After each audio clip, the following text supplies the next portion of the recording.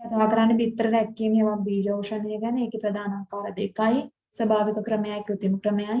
ස්වභාවික ක්‍රමය කියලා කියන්නේ රැක්කවීමේ ලක්ෂණ තියෙන කිකිලියෙක් භාවිතා කරලා එයාගේ අර බඩයට උණුසුමක් දීලා ඒ මාර්ගයෙන් බිත්තර රක්වා ගන්න එක තමයි ස්වභාවික ක්‍රමය කියලා කියන්නේ. එතකොට කිකිලියෙකු මගෙන් බිත්තර රක්වා ගන්න ආකාරය ගැන තමයි අපි දැන් කතා කරන්නේ. මේකෙදි මුලින්ම අපි කරන්න ඕනි දේ තමයි අපි කිකිලියක් භාවිතා කරලා බිත්තර රක්ව ගන්නවා නම් ඒකට මුලින්ම හොඳ සුදුසු ස්ථානයක් තෝරගන්න ඕනේ. ඒ කියන්නේ කිකිලියට බිත්තර ටික රකින්න හොඳ ස්ථානයක්, නිදහස් තැනක්, කලබලකාරීකම අඩු, ටිකක් අඳුරට තියෙන ශබ්ද වලින් ගොඩක් තොර නිකාට සතාට පාඩුවේ රැකගෙන ඉන්න පුළුවන් වෙන බිත්තර ටික ආරක්ෂාකාරී තැනක් අපි තෝරගන්න ඕනේ. ඊට පස්සේ ගොඩක් වෙලාවට ඉතින් ඔය බිත්තර ටිකේ කිකිලියගේ ආරක්ෂාවට ආරක්ෂක කූඩුවක් එහෙම නැත්නම් ලෑලි පෙට්ටියක් වගේ තියලා තියෙන එකත් වැදගත්. නැත්නම් කුකුලෙක් මේ බල්ලෙක් ආව මොකද කරන්නේ? කුකුලයි බිත්තර ටිකයි ඔක්කොම අරන් යනවා. ඒ හින්දා අර කිකිලියගේ ආරක්ෂාවට මේ කූඩුවක් ලෑලි පෙට්ටියක් භාවිතා කරන එක හොඳයි. ඊළඟට දැන් ඕක නිකන් ලෑල්ලක් උඩ නිකම්ම බිත්තර ටික තියලා කිකිලියට ආදැන් රැකපන් කියලා කියන්නේ නැහැ. මොකද කරන්නේ අපි නිකන් අර ඒ ටිකක් පොඩ කම්ෆර්ට් සෝන් එකක් හදනවා. යාට පොඩ්ඩක් සැප පහසුව දෙනවා. ඒ කියන්නේ මේ වියලි අතුරනුවක් එහෙමත් නැත්නම් පිදුරු ටිකක්, ලී කුඩු ටිකක්, දහයිය ටිකක් දාලා අර ටික යට සැපට ඉන්න පුළුවන් වෙන්න. සැප දැනෙන විදිහට අන්න ඒ පොඩ්ඩක් හදලා දෙනවා බිම. ඒ වගේම තමයි අර ඒවට පොඩ්ඩක් විස බීජනාශක ටිකක් දාලා අර විස බීජ යන්නේ නැති වෙන්න පොඩ්ඩක් මිශ්‍ර කරන ඔය ලී කුඩු 10 නම් ගන්න ඔකට චුට්ටක් මිශ්‍ර කරලා ගන්නවා. සාමාන්‍යයෙන් මේ ඔය දැන් බිත්තර රකින්න අපි කිකිලිය තෝරගත්තා කියන්නකෝ. මුලින්ම අපි කලින් දවසේ රෑ යාලට දීලා බලනවා බොරු බිත්තර ටිකක්. බොරු බිත්තර ටිකක් දීලා බලනවා. එයා බිත්තර වගේමයි සතුත් රැවටෙනවා. මෙයා කොහොමද රකින්නේ කියලා බලනවා. හරිද? රාත්‍රී කාලයේදී කිකිලියට ව්‍යාජ බිත්තර දීලා රකින්නේ කොහොමද කියලා බලනවා. එතකොට මේ කිකිලියට රකින්න පුළුවන් කියලා ස්ථිර වුණාට පස්සේ තමයි සාමාන්‍ය සජීවී බිත්තර 10ක් 12ක් වගේ එක කිකිලියකට දෙන්නේ. එක කිකිලියකට සාමාන්‍යයෙන් 10ක් 12ක් 15ක් ඔය වගේ තමයි රකින්න පුළුවන් එකපාර. ඌ අර බිත්තර ටික උඩ ඉඳගෙන තප්පලං ගහගෙන ඉන්නවා මේ හොඳට පුම්බගෙන බිත්තර ටික උඩ. හරිද? සාමාන්‍යයෙන් එතකොට ඔය රකින්න කාලෙට බිත්තර රකින්න කාලෙට කිකිලිය එතනින් ඉවත් වෙලා යන්නේ ආහාර ගන්න විතරයි. ගොඩක් වෙලාවට ආහාර ගන්න විතරයි. ඒ ආහාර ගන්න ගියාටත් පස්සේ අඩු ඒ කියන්නේ ආහාර ගන්න කාලේ විනාඩි 15කට වඩා වැඩි වෙන්න හොඳ නැහැ. මොකද එහෙම බිත්තර හීතල වෙනවා. විනාඩි 15ක් යන කලින් ආපහු ඇවිල්ලා අතන තපින්න ඕනේ. මේ රැකගෙන ඉන්න ඕනේ ආපහු. එතකොට ඔන්නව තමයි ලක්ෂණ අපි මේ රකින්න ඒ කියන්නේ ස්වභාවික ක්‍රමයට රක්කවද්දි මෙන්න මේවා ගැන සැලකිලිමත් වෙන්න ඕනේ. ඊළඟට අපිට කියනවා කෙලින්ම බිත්තර රැක්කවීමට අපි කිකිලිය තෝරගන්නකොට ඒ කිකිලිය සතු වෙන්න ඕනි ලක්ෂණ මොනවද කියලා. තෝරගන්නකොට අපි සැලකිලිමත් වෙන්න ඕනි කරුණු මොනවද කියලා. රක්කවන්න කිකිලියෙක් තෝරගත්තේ අපි සැලකිලිමත් වෙන්න ඕනි කරුණු. සාමාන්‍ය නිරෝගී හොඳ ශක්තිමත් දේහයක් තියෙන සතෙක් වෙන්න ඕනි. පිහාටු රාශියක් හොඳට පිහාටු ගොඩක් තියෙන මධ්‍යම ප්‍රමාණයේ දේහයක්. ඒ කියන්නේ ගොඩක් මහත තරබාරු නැති සතෙක් කිකිලියෙක් වෙන්න ඕනි. රක්කවන්න කැමැත්තක් තියෙන කිකිලියෙක් වෙන්න ඕනේ. ඒ කියන්නේ අඳුරු ස්ථානවල läගලා ඔහේ ඉන්න කැමති අන්නේ කිකිලියෙක් වෙනවා නම් හොඳයි. බාහිර පරිපෝෂිතයන් ඔය මැක්කම් කිනිතුල්ලන් එයාලා නැති වෙන්න ඕනේ. රොඩ් අයිලන්ඩ් රෙඩ්, ලයිට් සසෙක්ස්, ඔස්ට්‍රලොප් වගේ ද්විකාර්ය වර්ග මේ සඳහා හොඳයි කියලා කියනවා. බිත්තර රකින්න හොඳයිලු. රොඩ් අයිලන්ඩ් රෙඩ්, ලයිට් සසෙක්ස්, ඔස්ට්‍රලොප් වගේ සත්තු හොඳයි කියනවා ද්විකාර්ය වර්ග විදිහට. ඊට පස්සේ දැන් අපි කතා කරන්නේ මේ ස්වභාවික ක්‍රමයට තියෙන කතා කළේ ස්වභාවිකව රකින්නේ කොහොමද කියලා කතා කළා. එහෙම රකින්න කිකිලිය තෝරගන්නකොට සැලකිලිමත් වෙන්න ඕන ලක්ෂණ කතා කළා. ඊළඟට අපි කෙලින්ම කතා කරන්න යනවා මෙන්න මේ ස්වභාවික ක්‍රමය භාවිතා කරන එකේ වාසි මොනවද කියලා. එතකොට සමහරක් වෙලාවට ඔයාලට රචනා ප්‍රශ්න එන්න පුළුවන් මොකද්ද? කෙලින්ම එන්න පුළුවන් ස්වභාවික ක්‍රමයට බිත්තර රක්වා ගැනීම රචනාවක් ලියන්න කියලා. එතකොට ඔයාලා ස්වභාවික ක්‍රමයට බිත්තරේ රකින්නේ කොහොමද කියලා ලියලා එහෙම වෙලා තියෙනවා නම් බිත්තර රකින්න කිකිලිය තෝරගද්දලා සැලකිලිමත් වෙන්න ඕනේ. ලක්ෂණ ස්වභාවික ක්‍රමේ වාසිය ඔව ලියන්න ඕනේ. මේ බිත්තර රැකවීමට කිකිලිය තෝරගන්නකොට සැලකිලිමත් වෙන්න ඕනේ කරුණු ටික නැති වුණත් මෙන්න මේ ස්වභාවික ක්‍රමේ වාසි ටිකක් ලියන්න ඕනේ. අපේ උත්තරේ සම්පූර්ණ වෙන්න නම්. ස්වභාවික ක්‍රමයේ තියෙන වාසි ගත්තොත් බිත්තර රැකීමේ කාර්යක්ෂමතාවය ඉතා ඉහළයි. ස්වභාවික ක්‍රමේ වාසිය තමයි බිත්තර රකින්න පුළුවන් කාර්යක්ෂමතාවය ඉතා ඉහළයි. ඊට පස්සේ වියදම අඩු සරල ක්‍රමයක් මේක. ඊළඟට උෂ්ණත්වය ආර්ද්‍රතාවය පාලනය කිරීම බිත්තර හැරවීම කිකිලිය විසින්ම සිදු කරනවා. ඒ කියන්නේ දැන් අපි උපකරණයක් භාවිතා කරනවා නම් අපි උපකරණයේ ඒ කියන්නේ අපි කරන්න ඕනේ බිත්තර හරවණේ එහෙම කරන්න ඕනේ. උෂ්ණත්වය ආර්ද්‍රතාවය පාලනය කරන්න ඕනේ. හැබැයි ස්වභාවික ක්‍රමයට කිකිලියක් විසින් බිත්තර රකිද්දී එයා ඒව කරගන්නවා. උෂ්ණත්වය ආර්ද්‍රතාවය බිත්තර හැරෙන කරන එක කිකිලිය විසින්ම කරගන්නවා. අපි ඇඟිල්ල ගහන්න යන දෙයක් නෑ. යාට තේරෙනවා. සාමාන්‍ය කුඩා පරිමාණයේ කුකුළු ගොවිපලකට නම් මෙන්න මේ බිත්තර රකින්න එක මේක තමයි වාසිති. කෘත්‍රිමව කරන්න ඕනේ නෑ. පොඩි බිත්තර ප්‍රමාණයක් කුඩා ගොවිපලන් නම් ඕක ඇති. ඊළඟට මෙන්න මේ ස්වභාවික ක්‍රමයේ අවාසිත් තියෙනවා. වාසි වගේම. පළවෙනිම අවාසිය තමයි මේකේ මේ බිත්තර 10ක් 15ක් 12ක් ඔන්න වගේ ප්‍රමාණයක් මේකේ රකින්න පුළුවන් ස්වභාවික කිකිලියෙක්ට. ඒ හින්දා විශාල බිත්තර ප්‍රමාණයක් එකපාර රැක ගන්න බෑ. රකින්න බෑ. වරකට බිත්තර 10ක් 15ක් වගේ තමයි.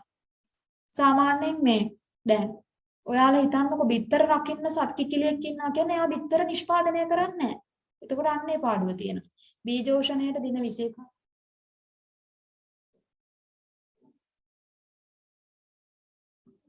බීජෝෂණයට දින 21ක් ගත වෙද්දී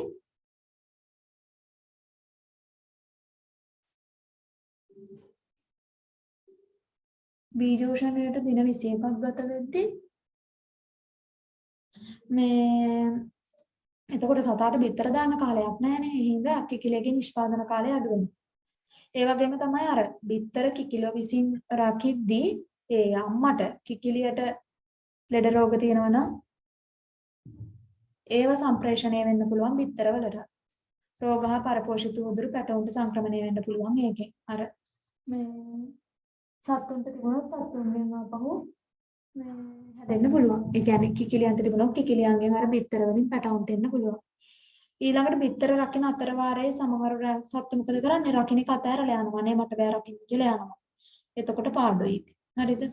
සමහර අවශ්‍ය අවස්ථාවේදී අවශ්‍ය පැටවුම් ලබා ගැනීම අපහසු වෙයි. ඔව් ඉතින් ස්වභාවික ක්‍රමයට රකිද්දී උමනා වෙලාවට බෑ ඉතින්. කියන්නේ කිකිලිය රැකලා පැටවු ටික එළියටම තමයි බලන් ඉන්නයි තියෙන්නේ.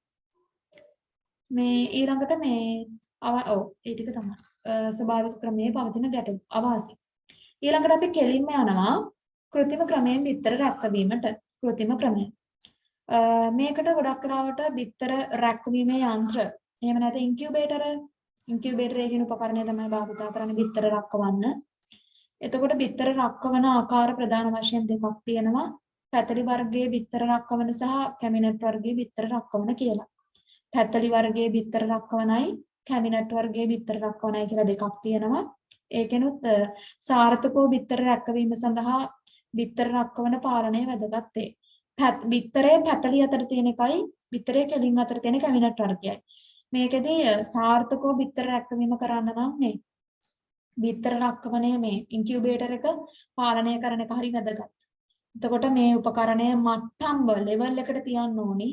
අපි මේ ඉන්කියුබේටරේ පාවිච්චි කරන්න කලින් දුම් ගහන්න ඕනි. ෆෝමැල්ඩිහයිඩ් වගේ විස බීජනාශකයක් දාලා දුම් ගහන්න ඕනි. උෂ්ණත්වය පාලනය කරන්න ඕනි, ආර්ද්‍රතාවය පාලනය කරන්න ඕනි, බිත්තර හරවන්න ඕනි, බිත්තරේ ජීවිතාවය පරීක්ෂා කරන්න ඕනි. ඔන්න ඔය වගේ දේවල් කරන එක වැදගත් වෙනවා බිත්තර රකින්න උපකරණයක් ලවා බිත්තර රක්කවද්දී. එතකොට මේ දැන් අපි කලින් කියවනේ අම්මා කියන්නේ කිකිලියක්ම බිත්තර රක්කව නම් ඒ දේවල් එයා කරගන්නවා. කිකිලියම කරනවා. හැබැයි දැන් මෙතන කිකිලියෙක් නැහැනේ. අපි තමයි ඔක්කොම කරන්න ඕනේ. ඒ හින්දා ආර්ද්‍රතාවය උෂ්ණත්වය මේවා නිසියාකාරව අපි කරන්න ඕනේ. දෙන්න ඕනේ නිසියාකාරව. මොකද මේ නැත්තම් පැටවා බිහි වෙන්න ආසන්න කාලය ආර්ද්‍රතාවය වැඩි වුණොත් එහෙම මොකද වෙන්නේ? දුර්වල පැටියෙකු තමයි ලැබෙන්නේ. පැටියා බිහි වෙන්න ආසන්න කාලයේ ආර්ද්‍රතාවය වැඩි වුණොත් දුර්වල පැටියෙකු තමයි බිහි වෙන්නේ. ඒ වගේම තමයි පැටියා බිහි වෙන්න ආසන්න කාලයේදී උෂ්ණත්වය ආර්ද්‍රතාවය වැඩි වුණොත් එතකොට අර මේ දැන් ඔයාලට මම කියවනේ බිත්තර කහමදයෙන් තමයි කලලයට පෝෂණය දෙන්නේ. එතකොට අවශෝෂණය නොවූ කහමදයක් සහිත පෙකණිවැල සුව නොවූ පැටවුන් බිහි වෙන්න පුළුවන් එකකින්. ඒ කියන්නේ මොකද්ද? කහමදය අවශෝෂණය වෙලා කහමදය ඉවර වෙලා නැහැ කියන්නේ පැටියට හොඳට පෝෂණය ලැබිලා නැහැ. හරිද? පෙකණිවැල කියන්නේ මොකද්ද? කහමදයයි මේ කලලයයි අතර තියෙන සම්බන්ධය. එතකොට පෙකණිවැල සුව වෙන්නේ නැහැ. මොකද ඒක සම්පූර්ණ ඉවර වෙලා නැහැ. ප්‍රයෝජනයට අරන් නැති හින්දා. හරිද? ඊළඟට බිත්තර රක්කවන 12 වෙනි දිනේ උෂ්ණත්වය වැඩි වුණොත් මොකද වෙන්නේ? 12 වෙනි දිනේ උෂ්ණත්වය වැඩි වුණොත් දවස් 21ක් යනවනේ. 21කින් 12 වෙනි දිනේ උෂ්ණත්වය වැඩි වුණොත් විකෘති පැටව තමයි ඇති වෙන්නේ. හරිද? ඊළඟට වැඩෙන කලලයට ප්‍රමාණවත් තරම් පිරිසිදු වාතය සැපිය යුතුය. ඒ වැඩෙන කලලයට ප්‍රමාණවත් පරිදි වාතය සපයන්න ඕනේ. හරිද? කාබන් ඩයොක්සයිඩ් සාන්ද්‍රණය 2%කට වඩා වැඩි වුණොත් කලලයට හානි වෙන්න පුළුවන්. ඒ හින්දා ඔක්සිජන් නිසියාකාරව සැපෙන්න ඕනේ. බීජෝෂණය ආරම්භ කර 3 වෙනි දිනේ ඉඳලා දිනපතා බිත්තර හැරවීම කරන්න ඕනේ. මොකද්ද කියන්නේ? බිත්තර රක්කවන එක ආරම්භ කළා 3 වෙනි දිනේ ඉඳලා බිත්තර හරවන්න ඕනේ. ඔයාලා හිතන්නකො පොඩ්ඩක්. බිත්තරේ එකම විදිහකට තියෙනකොට ඒ බිත්තරේ යටපැත්තට එහෙම අර උෂ්ණත්වය ආර්ද්‍රතාවය වෙනස් වෙනවනේ. ඒකයි බිත්තරේ හරවන්නේ. හැම පැත්තකටම සමානව ලැබෙන්නේ. එතකොට බිත්තර රකින්න එක ආරම්භ කළ 3 වෙනි දිනේ ඉඳලා දිනපතාම බිත්තර අපි හරවන්න ඕනේ. හරිද? මුල් කාලයේදී නම් දවසකට 4 පාරක් 6 පාරක් වගේ තමයි බිත්තර හරවන්නේ මුල් අවස්ථාවේ. ඊට පස්සේ දින 17ක් වගේ ගියාට පස්සේ දවසට 2 පාරක් 3 පාරක් වගේ හරවනවා. මොකද දැන් දින 17ක් කියලා කියන්නේ පැටව ටිකක් ලොකුවට ඇදිලා ඇතුලේ. දින 21කින් එළියටත් එනවනේ. එතකොට ටිකක් අර හරවන ප්‍රමාණය අපි අඩු කරනවා. හරිද? එතකොට අපි කතා කරන්නේ කෘත්‍රිම ක්‍රමයෙන් බිත්තර රැකවීම. ඊට පස්සේ අපිට තියෙනවා මෙන්න මේ කෘත්‍රිම ක්‍රමයට බිත්තර රැකවන එකේ වාසි මොනවද කියලා. අවුරුද්දේ ඕනෑම කාලයකට අපිට මේ විදිහට බිත්තර රැකව ගන්න පුළුවන්. එකවර පැටවු විශාල සංඛ්‍යාවක් ලබා ගන්න පුළුවන් මේ ක්‍රමයෙන්. රෝගාසාදන වලින් තොර පැටවුන් ලබා ගන්න පුළුවන්. ඊළඟට බිත්තර රැකවණය තුළ උෂ්ණත්වය ආර්ද්‍රතාවය වැනි තත්ත්වයන් පාලනය කරන්න පුළුවන්. බිත්තර රැකවණය තුළ උෂ්ණත්වය ආර්ද්‍රතාවය වගේ තත්ත්වයන් පාලනය කරන්න පුළුවන් අපිට මෙන්න ඒ කියන්නේ අපිට උමනා විදිහට පාලනය කරන්න පුළුවන්. ඇයි අපි පිටතින් දෙනවනේ මේ තත්ත්වයන් ඉන්කියුබේටර් එකකින් උපකරණය ඇතුලේ ඉන්කියුබේටර් කියලා පොඩ්ඩක් මේ ඉන්ටර්නෙට් එකේ ගහලා සර්ච් කරලා බලන්න. එතකොට ලොකුවට හො වෙනවා. මේ රූපයක් බලා ගන්න පුළුවන්. එතකොට කෘත්‍රිමව කරන එකේ අවාසි දීලා තියෙනවා. මොනවාද අවාසි කියලා? සාමාන්‍ය වියදම වැඩි. කෘත්‍රිම ක්‍රමයට කරද්දී වියදම වැඩි. ඒ කියන්නේ උපකරණයක් භාවිතා කරනවා නම් ඉන්කියුබේටර් එකේ හිඳ වියදම වැඩි. එහෙනම් සුළු පරිමාණු ගොවීන්ට මේ උපකරණය කොහොමදවත් මිලදී ගන්න බෑ. තාක්ෂණික දැනුම අවශ්‍යයි මේක මේන්ටේන් කරන්න. හැබැයි බිත්තර විශාල සංඛ්‍යාවක් තියෙනවා ඇතුලේ. ඒ හින්දා බිත්තර විශාල සංඛ්‍යාව ගැන අවධානය යොමු කරන්න ඕනේ. කියන්නේ බිත්තරයක් ගානේ අපි දැනගෙන ඉන්න මොකද බිත්තරේ තත්ත්වය කියලා. හරිද? බිත්තරේ තත්ත්වය මොන වගේද කියලා මේ හරියට බලන්න ඕනේ. හැම බිත්තරයක් ගැනම දැනගෙන ඉන්න ඕනේ. ඊට පස්සේ විදුලි බලය යන හිටියොත් බිත්තර සියල්ල විනාශ වෙයි. ඕක මැෂින් එක කරන්ට් එකෙන් දුවන මැෂින් එකක් නේ. ඒ හින්දා බැරි වෙලාවත් මේ කරන්ට් එක නැති වුණොත් මොකද වෙන්නේ? බිත්තර විදුලි බලය නැති වුණොත් බිත්තර ඔක්කොම විනාශ වෙලා යනවා. ඒ වගේම තමයි දින 21කට පසුව පැටවුන් රැක බලා ගැනීම අවශ්‍ය වෙයි. කියන්නේ දැන් මෙහෙමයි. කුකුළු පැටවු ටික අර මේ කිකිලියෙක් භාවිතා කරලා රක්වල පැටවු එළියට ආවනම් අර අම්මා මේ පැටවු ටිකක් චුට්ටක් බලනවා. බිත්තර වලින් එළියට ආපු යාගේ පැටවුනේ. ඒ හින්දා පැටවුන් බලනවා. හැබැයි ඉතින් අපි බිත්තර ටික කෘත්‍රිමව රැක්කුවොත් ඉතින් අපි තමයි අම්මා. නේද? අපි බලන කෙනා තමයි අම්මා හරි තාත්තා හරි වෙන්නේ. ඒ හින්දා අර පැටවුනුත් බලා ගන්න ඕනේ. දින 21කට පස්සේ බිත්තරෙන් එළියට එන පැටවු ටිකක් බලා ගන්න ඕනේ. තප්පරයක් දෙන්න මම මැසේජ් එකක් දාන්නකෝ.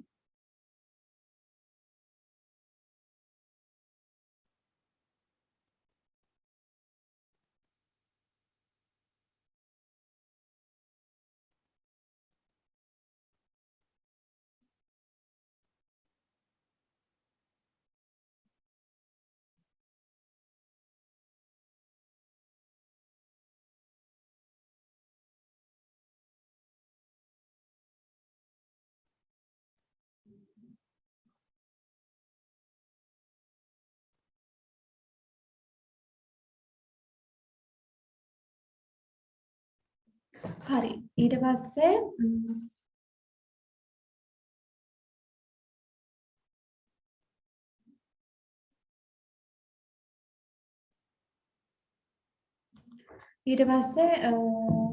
දැන් අපි දැන් බිත්තර රක්වල පැටියෙක් එළියට එනකම් වෙන තැනට එනකම් අපි දැන් කතා කළා. හරිද? ඊට පස්සේ අපි කතා කරන්න යන්නේ ඒ ආපු පැටියා රැක බලා ගන්න එක ගැන. අපි මේක පියවරෙන් පියවර කතා කරගෙන යන්නේ.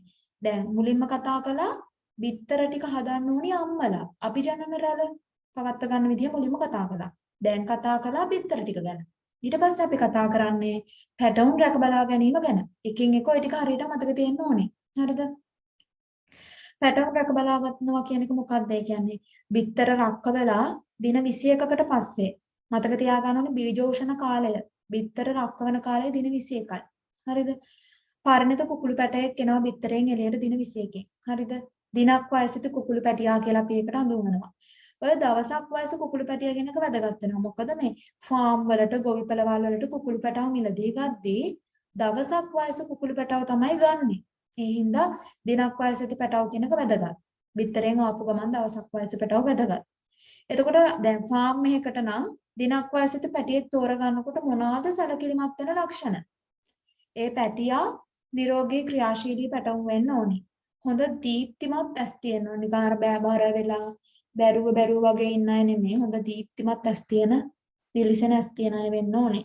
විකෘති නැති පැටවු වෙන්න ඕනේ. පේනවනේ දැක්ක ගමන් මොකක් හරි වෙනසක් තියෙනවා නම් එහෙම වෙනසක් තියෙන පැටවු අයින් කරනවා. විකෘති නැති පැටවුන් වෙන්න ඕනේ.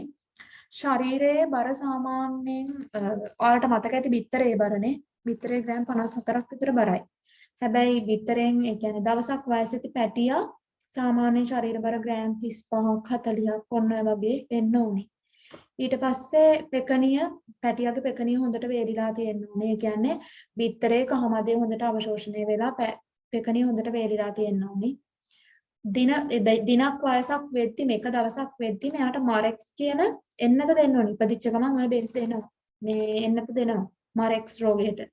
ඒ එන්නත් කරලා තියෙන්න ඕනේ පැටියෙක් මිලදී ගද්දී දවසක් වයසට කෙනෙක්. ඒ වගේම තමයි වරිගයට අනුකූල වර්ණය තිබීම. අපි දැන් ඉස්සෙල්ලා කතා කරානේ එක එක වරිග ගැන. එතකොට යාළගේ පාටත් කිව්වා. නිල් දුඹුරු පඳු වන්න. එතකොට අන්න ඒ වගේ ඒ වරිගේ ඒ පාට තියෙන සත්තු වෙන්න ඕනේ. හරිද? චූටි පිහාට වල ඒ පාට තියෙන්න ඕනේ. ඊට පස්සේ පැටවුන්ට අවශ්‍ය උෂ්ණත්වය, ආහාර, ජලය ලබා දෙමින් පැටවුන් රැක බලා ගැනීම තමයි පැටවුන් රැකවීම කියලා කියන්නේ. අපි ඉංග්‍රීසියෙන් කියන මොකට බ්‍රූඩින් කියලා. හරිද? බ්‍රූඩින්. ඉංග්‍රීසියෙන් ඔය බ්‍රූඩින් කියනවා වගේම ඔය බ්‍රූඩින් කරන්න යොදා ගන්න උපකරණයට බ්‍රූඩර් කියලාත් කියනවා. බ්‍රූඩරය. හරිද? ඒ කියන්නේ පැටවුන් රැක බලා ගන්න වෙනම එකක් තියෙන උපකරණයක්. ඒකට තමයි බ්‍රූඩරය කියලා කියන්නේ. උපකරණය කියවට මේ පොළවේ හදන එක කියන්නේ සාමාන්‍ය හදන එකක් පොළවේ. අතට ගන්න පුළුවන් එකක් නෙමෙයි උපකරණය කියුවම අතට ගන්න පුළුවන් එකක් කියලා හිතන්නේ එහෙම නෙමෙයි. ටිකක් කොටුවක් වගේ කරලා හදන එකක්. ඒක පොළවේ හදන එකක්. එතකොට පැටවුන්ට අවශ්‍ය වෙන උෂ්ණත්වය, ආහාර ටික, ජලය ලබා දෙමින් පැටවුන් රැක බලා ගන්න එකට තමයි පැටවුන් රැකවීම කියලා කියන්නේ. මේ කාලේ දින 7යි. මේ බ්‍රූඩර් කරන කාලේ බ්‍රූඩින් පැටවුන් රැකවන කාලේ දින 7යි මතක තියාගන්න. බිත්තරේ දින 21ක් රැක්කා පැටවු රකින්නේ දින 7යි. පැටවුන් රැකවනත් ප්‍රධාන ආකාර දෙකයි. ස්වභාවික පාලන ක්‍රමය සහ කෘත්‍රිම පාලන ක්‍රමය. ස්වභාවික පැටවු පාලනය කරන ක්‍රමය කියන්නේ මොකද්ද? බිත්තරයෙන් බිහිවන පැටවු ටික කිකිලියම බලා ගන්නවා, රැක බලා ගන්නවා. එතකොට මේකට සාමාන්‍ය ප්‍රමාණයේ ශරීරයක් තියෙන රැක්කවීමේ ලක්ෂණ සහිත කිකිලියෙක් යෝග්‍යයි. එක කිකිලියෙක්ට එකපාරකට අර එයා බලාගත්ත බිත්තර ටිකේ පැටවු ටික බලා ගන්න පුළුවන්. ඒ කියන්නේ පැටවු 12ක් 15ක් වගේ පුළුවන්. මේ ක්‍රමයේ ඉතින් මහා පරිමාණයට ගැලපෙන්නේ නැහැ. ඔයාලා හිතන්නකො මහා පරිමාණයට බිත්තර දහස් ගාණක් හදද්දි මේ බිත්තරයක් දෙකක් මේ කරන්න පුළුවන් කිකිලිය භාවිතා කරලා පැටවු රක්කවන එක හරියන්නේ නැහැ. ඉතින් මහා පරිමාණ ක්‍රමයට මේක ගැලපෙන්නේ නැහැ. ස්වභාවික පැටවු පාලනය. කෘත්‍රිම පැටවු පාලනය කරන එක තමයි යන්නේ. එතකොට මේකට බ්‍රූඩරයක් යොදා ගන්නවා. සිංහලෙනුත් කියලා තියෙන බ්‍රූඩර් කියලාමයි බ්‍රූඩරයා.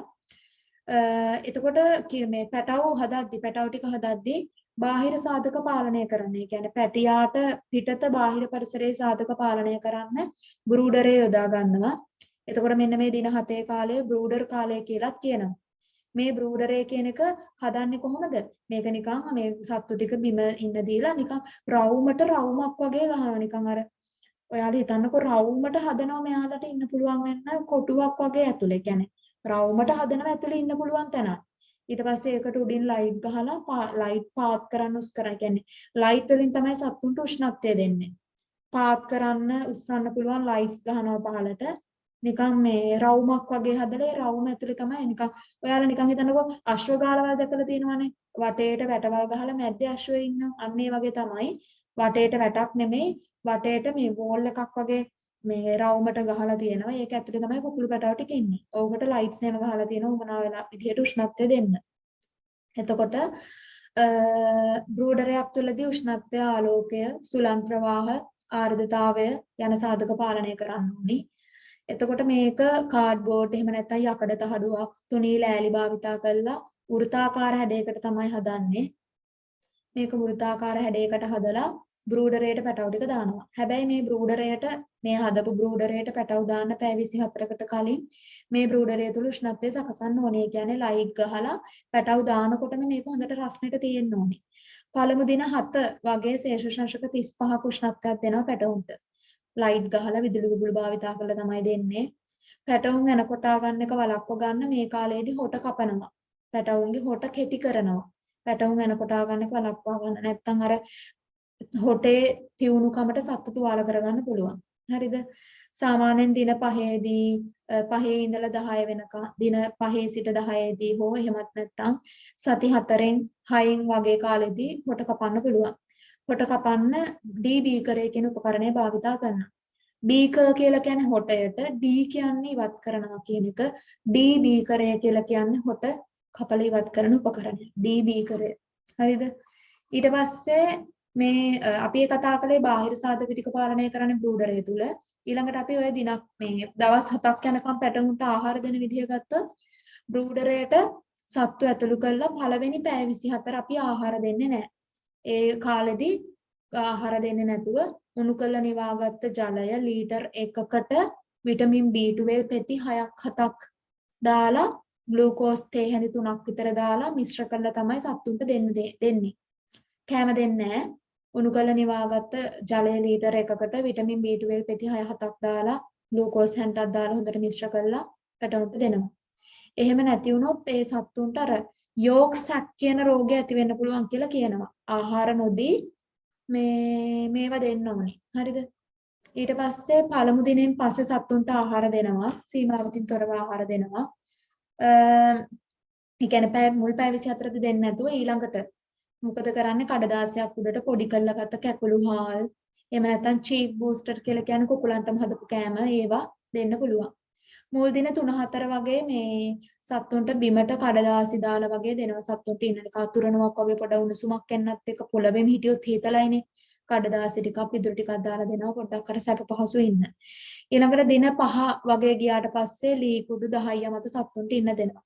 අර මුලින්ම ලී කුඩු 10 දෙන්නේ නැත්නම් අර ඒවයි ශුද්‍ර ජීවීන් ඉඳලා සත්තුන්ට විස බීජ අතුරු වෙන්න පුළුවන් හින්දා. පස්වෙනි දිනෙන් පස්සේ වගේ ලී කුඩු 10 මත ඉන්න දෙනවා සත්තුන්ට. ආහාර දෙනවා පොඩි බඳුන් වලට. හරිද? සාමාන්‍යයෙන් උණු කරලා නිවාගත්ත ජලයට ග්ලූකෝස් විටමින් දාලා සතියක් පමණ දීම නිසා සතුන්ගේ වෙහෙස අඩු වී සතුන් ශක්තිමත් වේ. මොකද්ද කියන්නේ? උණු කරලා නිවාගත්ත වතුරට ග්ලූකෝස් විටමින් දාලා සතුන්ට දෙනවලු. ඒකෙන් සතුන්ගේ මහන්සිය වෙහෙස අඩු වෙලා සතු ශක්තිමත් වෙනවා කියලා කියනවා. ඊට පස්සේ සාමාන්‍යයෙන් දින 7කින් වගේ බ්‍රූඩරයෙන් සතු ටික ඉවත් කරනවා.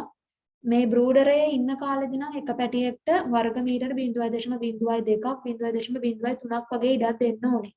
බ්‍රූඩරයේ ඇතුළේ ඉන්න පැටියෙක්ට වර්ග මීටර 0.02ක් 0.03ක් වගේ ඉඩක් දෙන්න ඕනේ. පැටව කාලය සාමාන්‍යයෙන් දැන් අපි කතා කළේ බ්‍රූඩර් කාලයනේ. පැටියා බලා ගන්න මුල් කාලේ. ඒ පැටියා කියන එක සති 8ක් වගේ වෙනකම් පැටියා තමයි. පැටව කාලය ගත්තොත් සති 0.8 ඉපදිච්ච දවස් ඉඳන් 8 වගේ කාලය ගත්තොත් පැය 24ම ආලෝකය දෙන්න ඕනේ. හරිද? මුල් සතියට පැය 24ම ආලෝකය දෙන්න ඕනේ. බ්‍රූඩරේ දැන් අපි බ්‍රූඩරේ භාවිතා කරලා එකපාරක් සත්තු ටිකක් උණුසුම් කරලා යාලව බ්‍රූඩර් කරලා ගත්තා කියනකො දින 7ක් ඉවර වෙලා. ඒ දින 7 ගියාට පස්සේ ආපහු සතෙක් දාන්න ආපහු මේ පැටව ටිකක් දාන්න කලින් සතියකට විතර කලින් මේක හොඳට ෆෝමලින් ඒ කියන්නේ අපි ඊළඟ සතියේ දාන්න හිතන් ඉන්නවා කියනකො තව දවස් 7කින් එහෙනම් අද අපි බ්‍රූඩරේ හොඳට පිරිසිදු කරන්න ඕනේ. ෆෝමලින් ගහලා කොන්ඩිස් ගහලා හොඳට ජීවාණුහරණය කරන්න ඕනේ විස බීජ විනාශ වෙන්න. හරිද? ඊට පස්සේ මෙතන දීලා තියෙනවා උෂ්ණත්වය අනුව මේක තමයි බ්‍රූඩරේ මේ වෘතයක් වගේ පෙන්වන්නේ. මෙන්න මේ වෘත්තාකාර හැඩය ලී වලින් යකඩ වලින් මොකක් හරි හදලා ඕක ඇතුලේ මෙන්න මේ චූටි චූටි ඇතුලේ ඉන්න කළු පාට ඩොට් ඩොට් වගේ තමයි පැට්ටු. මැද්දේ තියෙන ලයිට් එක. සත්තුන්ට උඩින් දෙන ලයිට් එක. එතකොට මේකේ දීලා තියෙන උෂ්ණත්වය අනුව සත්තුන්ගේ හැසිරීම වෙනස් වෙන විදිය මේ MCQ ප්‍රශ්නයකට අහන්න පුළුවන් ඉරිගහන. ඔයාලට පේනවද පළවෙනි එකේ දැන් මෙන්න මේ බ්‍රූඩරේ ඇතුලේ සෑහෙන ලොකු ඉඩක් තිබිලා මේ කළු පාට ඩොට් ටික එහෙම නැත්නම් චූටි පැටව ටික මැද්දට එකතු වෙලා ඉන්නවනේ. ලයිට් එක තියෙන හරියට එකතු වෙලා ඉන්නවනේ.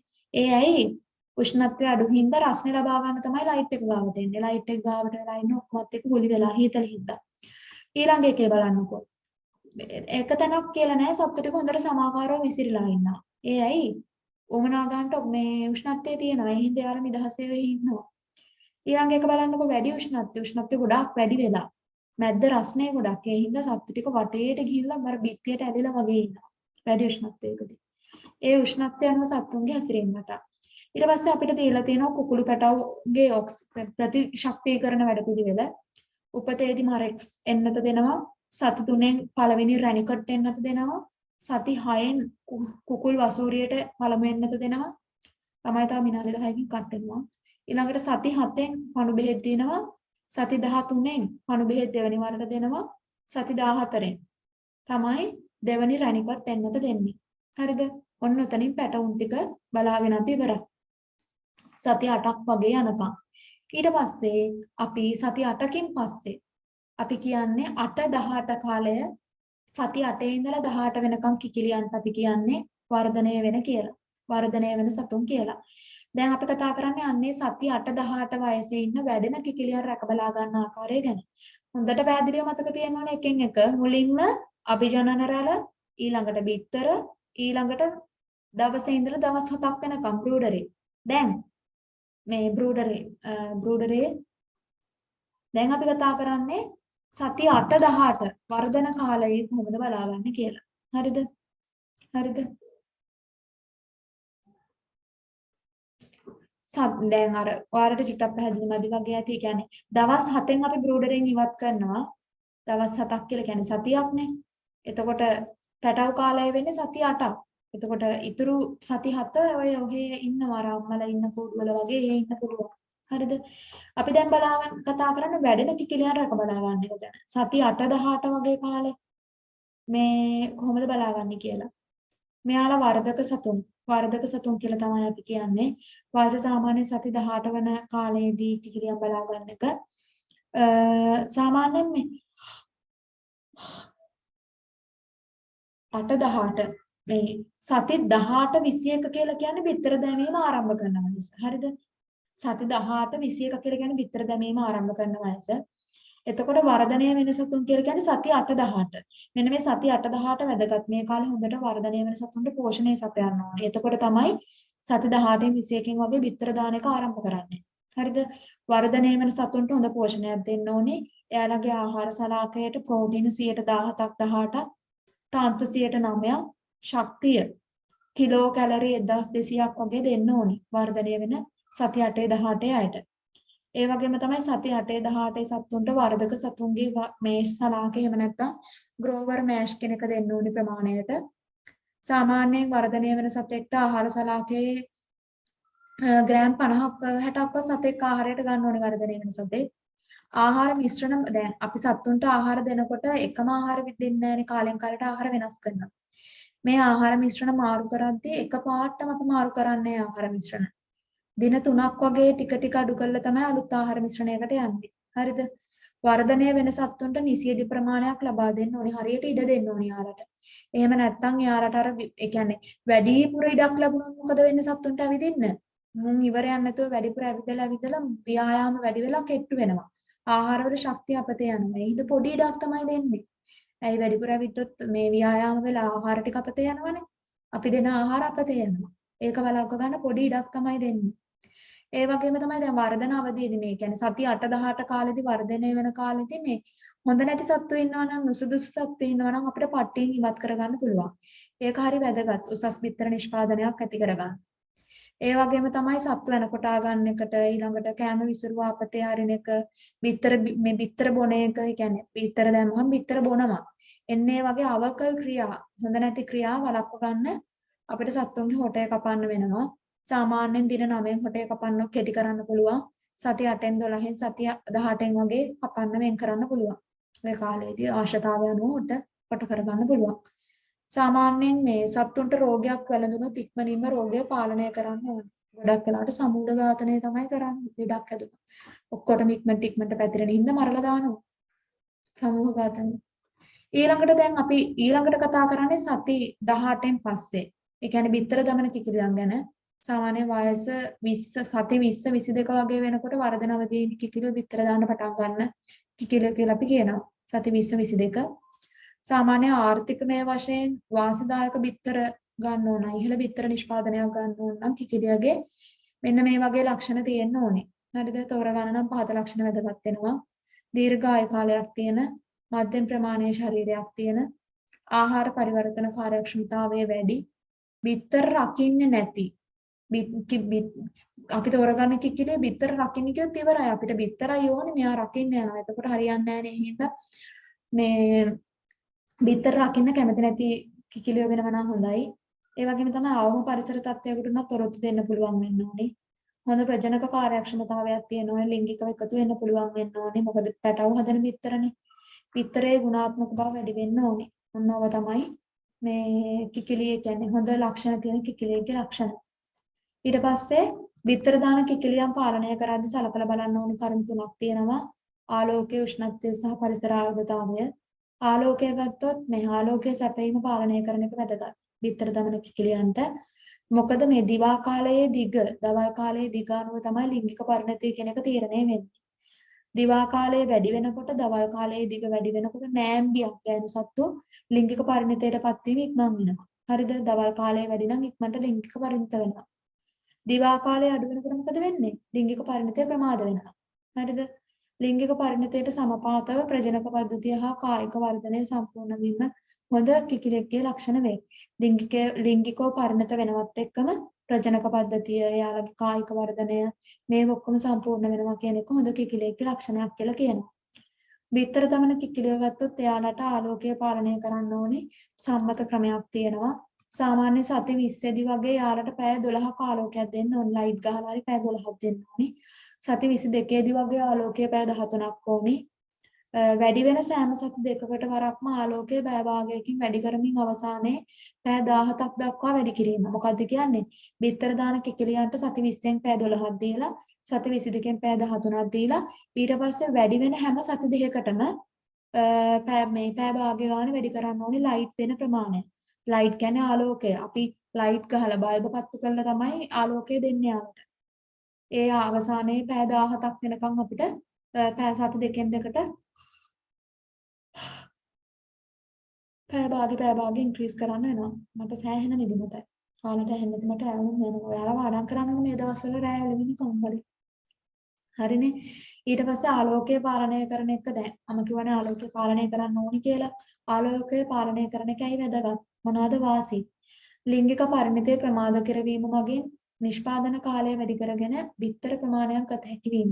මොකද්ද කියන්නේ? මම කලින් කිව්වනේ මේ උෂ්ණත්වය වැඩි වෙන මේ මොකද්ද? දවල් කාලයේ දිග වැඩි වෙනකොට මොකද වෙන්නේ? කිකිලිය ඉක්මනට ලිංගිකව පරිණත වෙනවා.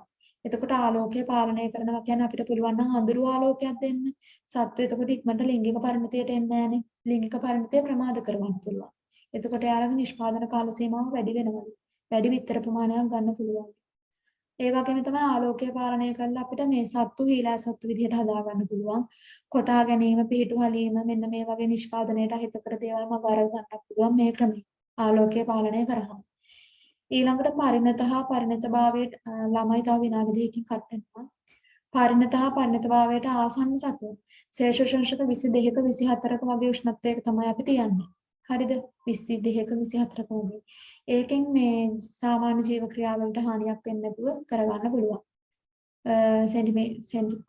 ශේෂෝෂංශක 22ක් 24ක් උෂ්ණත්වය තමයි දෙන්නේ. සාමාන්‍යයෙන් මේ සත්තු කැමති උෂ්ණත්වය යාලට ඇඟට පහසු උෂ්ණත්වයට අපි කියනවා සුව පහසු උෂ්ණත්ව කලාපය කියලා. සුව පහසු උෂ්ණත්ව කලාපයට වඩා උෂ්ණත්වය අඩු වුණොත් හරි වැඩි වුණොත් හරි කිකිලියන්ගේ නිෂ්පාදනය අඩු වෙනවා. උෂ්ණත්වයේ බලපෑම අඩු කරගන්න පහත දේවල් කරන්න පුළුවන්. අපිට මේ කුකුළු නිවාසය නිවැරදිව හදා ගන්න ඕනේ. ඒකෙන් අපිට උෂ්ණත්වය අඩු කරගන්න පුළුවන්. ඒ කියන්නේ ඉර බහින පැත්තට මුහුණලා බිත්ති මේ දොරවල් දැම්මොත් එහෙම උෂ්ණත්වය වැඩි. අන්න ඒ වගේ ඒවා කරන්න නැතුව නිවැරදි ආකාරයට සැලසුම් කළ කුකුළු නිවාස භාවිතා කරන්න පුළුවන්. ඍජුව පතිත වෙන සූර්යාලෝකයට මුහුණලා නිවාස සැලසුම් නොකිරීම. ඒ කියන්නේ කෙලින්ම ඉර එළිය වැටෙන පැත්තට මේ හදන්න නැහැ කූඩු. සත්තුන්ට අවුව දැනෙන හින්දා සෙවෙන සැපෙන විදිහට තමයි අපි හදන්නේ.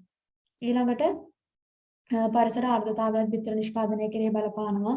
70ක් වගේ පරිසර ආර්ද්‍රතාවයක් තියෙනවා නම් ඒක බිත්තර නිෂ්පාදනයට හොඳයි කියලා කියනවා.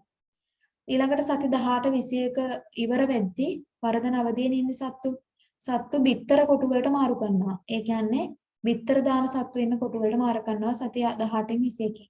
වෙන වෙනම තැන් තියෙනවා සත්තුන්ට, පැටවුන්ට, ලොකු අයට, ගෑනු සත්තුන්ට, පිරිමි සත්තුන්ට වෙන වෙනම කොටු තියෙනවා. බිත්තර දාන කාලෙදි මොකද වෙන්නේ? බිත්තර කොටු වලට මාරු කරනවා. ළමයි විනාඩියෙන් කට් වෙලා ආලොක් වෙන්න. ඊළඟට මේ බිත්තර කොටු වලට සත්තු මාරු කරනකොට සලකා බලන කරුණු ටිකක් දීලා තියෙනවා. රැළේ 105ක ප්‍රමාණයක් බිත්තර දැමීම ආරම්භ කරන විට බිත්තර කුඩු සවිකල යුතුය. බිත්තර කුඩු කියන්නේ ওই බිත්තර කොටු. එහෙම නැත්නම් බිත්තර කුඩු ගෙනල්ලා කුකුලෝ ඉන්න කාමරේම හයි කරන්න පුළුවන්. කියන්නේ මොකක් හරි කුකුලෝ ඉන්න මේ ඇතිනි ගහපු එකක් අන්න ඒකේ හයි කරගන්න